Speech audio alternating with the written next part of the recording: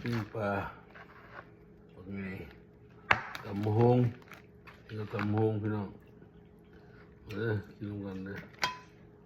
แซ่บตำมุกลอกก็ตำมุกลงตำโลตำฮงแซ่บเผ็ดพอดีเผ็ดบุปผาเลยพอดีแซ่บ เผ็ด4 หน่วยเห็นมะกอกเลยพี่น้องเคยเห็นมะกอกหรือไม่กล้าบ่เกิน4 หน่วยกินไม่ได้นะเผ็ดแห้งเห็นว่าไหนมะกอกอยู่ต่างประเทศยังไม่กินนะเขามาแต่เม็กซิโกมาแต่เมืองไทยโอ้มาจากเมืองลาวเมียคนนึงเข้า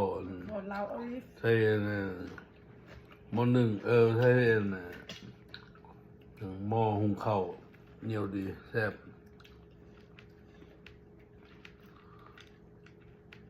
เอาไปเฮ็ดเด้อพี่น้องไปกินข้าวอ่อนดีกินเป็นบะเคียวเงินบะเคียว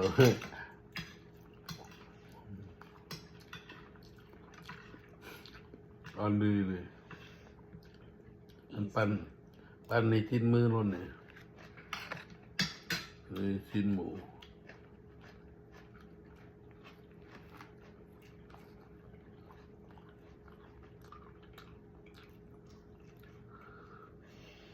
ด้วยอาหาร